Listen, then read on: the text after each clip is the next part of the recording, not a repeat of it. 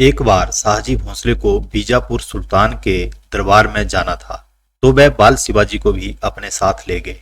बादशाह के दरबार में जाकर शाहजी भोंसले ने झुककर बादशाह का अभिवादन किया और उसके बाद शिवाजी को भी कहा कि वह भी शहंशाह आदिल शाह को प्रणाम करे, क्योंकि बादशाह हमारे अन्नदाता हैं और संरक्षण करता है। साथ में खड़े दूसरे लोगों ने भी कहा कि बादशाह तुम्हें मिठाई देंगे और ढेर सारे उपहार भी देंगे। झुककर सलाम करो, देखो जैसे हम करते हैं वैसे ही तुम भी करो। परंतु शिवाजी नहीं झुका और उसने कुर्निसात करने से इनकार कर दिया। इन शब्दों को सुनकर दरबार में चारों ओर खलबली मच गई।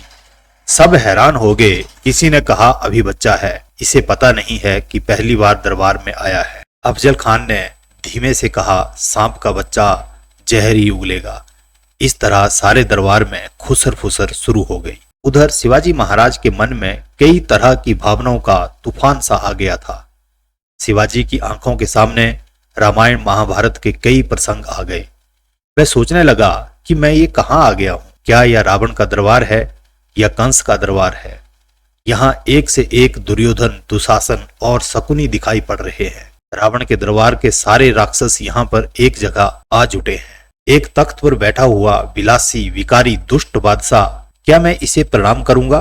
नहीं, कभी नहीं। यह सब लोग विधर्मी ही नहीं बल्कि हमारे धर्म व देश के घोरतम शत्रु भी हैं। शिवाजी मन ही मन सोच रहा था कि अभी इस राक्षस रूपी बादशाह का सिर काट दूं।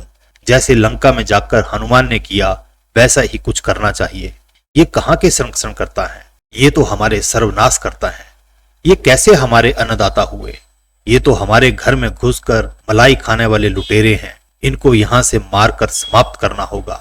बाल शिवाजी ने देखा और मन ही मन सोचा कि क्या ही दयनीय स्थिति है कि अनेक हिंदू सामंत व सेनाधिकारी भी इस सभा में दिखाई दे रहे हैं।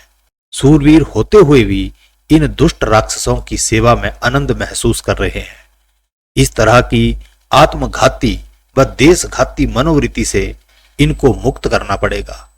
इस कार्य को शीघ्र से शीघ्र करना पड़ेगा। यह देश हम लोगों का है, यहाँ हमारा राज्य होना चाहिए, न कि विदेशी विधर्मियों का। यह कार्य मुझे ही करना होगा। स्वराज का निर्माण करना होगा, धर्म राज्य का निर्माण करना होगा।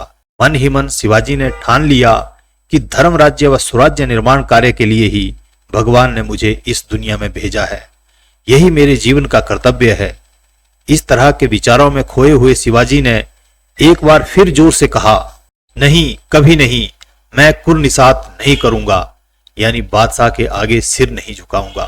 शाहजी भोंसले को शिवाजी के अंतर्मन की पूरी समझ आ गई और आगे बढ़कर उन्होंने अपने पुत्र के अशिष्ट व्यवहार के लिए क्षमा याचना की और शिवाजी को वापिस भेजने की अनुमति मांगी। बादशाह ने छोटा बच्चा समझकर उसे घर जाने की अनुमति दे दी। इस तरह शिवाजी को शाहजी ने वापिस घर भेज दिया। उस समय पूरा बीजापुर नगर बाल शिवाजी को रावण की लंका जैसा लग रहा था। चारों ओर बड़े बड़े महल खड़े थे, बाग बगीचे, हाथी घोड़ों का चिंघाड़ना सुनाई दे रहा था। गीत संगीत की आवाज भी गूंज रही थी। बड़े बड़े बाजार कीमती सामानों से सजे हुए थे। चारों ओर ऐश्वर्य ही ऐश्वर्य दिखाई पड़ रहा था। शिवाजी को लग रहा था कि इस सब के असली हकदार हमारे लोग हैं, परंतु वह तो भूख से मर रहे हैं और यहाँ मिठाई बंट रही है। हमारे लोगों के पास पहनने के लिए फटे कपड़े तक नहीं है और यहाँ चारों ओर मखमल व रेशम के अलावा कुछ दिखाई नहीं पड़ रहा है। हम लोगों के घर बर्बाद करके ये महल बने हैं। हम लोग पसीना बहाते हैं और ये लोग मौज मस्ती कर रहे हैं। इस तरह के विचारों से बाल शिवाजी का मन बहुत ही बेचैन हो गया था।